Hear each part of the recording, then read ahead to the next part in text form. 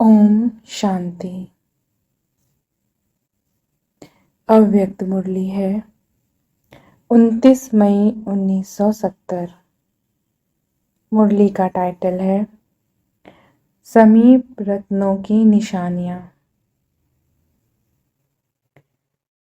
मीठे मीठे बाबा बोले, समय कितना समीप पहुंचा हुआ दिखाई पड़ता है। हिसाब निकाल सकते हो। भविष्य लक्षण के साथ संपूर्ण स्वरूप का लक्ष्य भी सामने रहता है। समीप का लक्षण क्या होगा?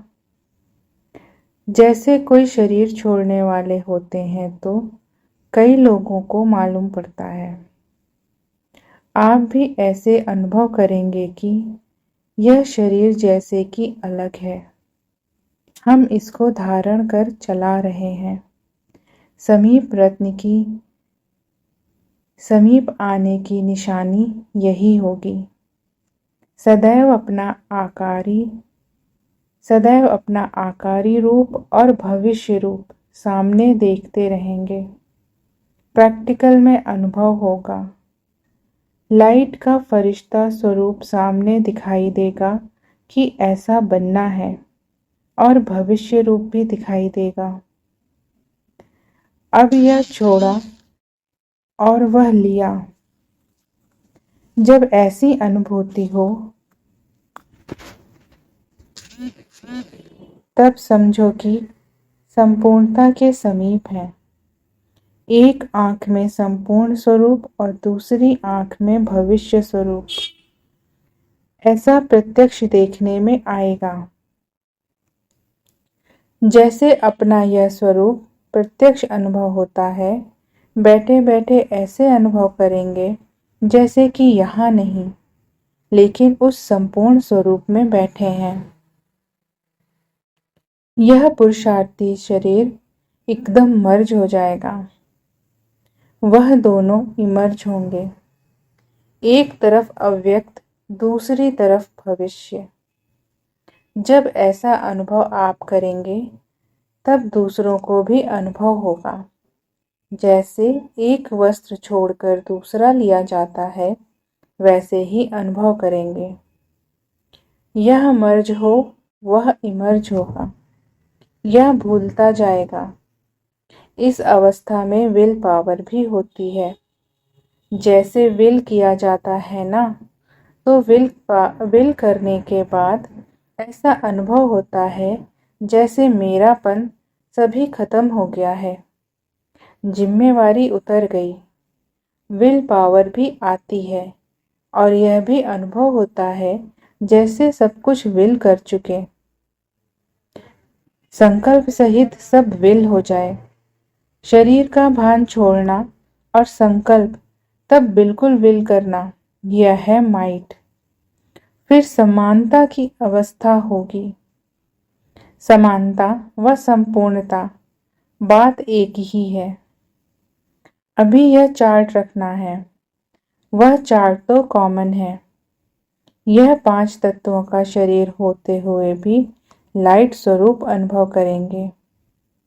सुनाया था ना कि लाइट शब्द के अर्थ में भी अंतर होता है। लाइट अर्थात हल्कापन भी होता है और लाइट अर्थात ज्योति भी कहा जाता है। बिल्कुल हल्कापन अर्थात लाइट रूप हो चल रहे हैं। हम तो निमित्त हैं। अव्यक्त रूप में तो हर बात में मदद मिलती है। अच्छा, पार्टियों से फर्स्ट पॉइंट है, सभी का पुरुषार्थ ठीक चल रहा है। किस नंबर का लक्ष्य रखा है? First number. फर्स्ट नंबर के लिए मालूम है क्या करना पड़ता है? फर्स्ट नंबर लेने के लिए विशेष फास्ट रखना पड़ता है। फास्ट के 2 अर्थ होते हैं। एक फास्ट व्रत को भी कहा जाता है। तो विशेष कौन सा व्रत रखना है? पवित्रता का। यह व्रत तो कॉमन है। यह व्रत तो सभी रखते हैं। फर्स्ट आने के लिए विशेष व्रत रखना है कि एक बाप दूसरा न कोई। हर बात में एक की ही स्मृति आए। जब यह फास्ट रखेंगे तो फर्स्ट आ जाएंगे। दूसरा फास्ट जल्दी चलने को भी कहा जाता है, अर्थात तीव्र पुरुषार्थ। महारथी उसको कहा जाता है जो सदैव माया पर विजय प्राप्त करे, माया को सदा के लिए विदाई दे दें। विघ्नों को हटाने की पूरी नॉलेज है। सर्वशक्तिमान के बच्चे मास्टर सर्वशक्तिमान हो, तो नॉलेज के आधार पर विघ्न हटाकर सदैव मगन अवस्था रहे।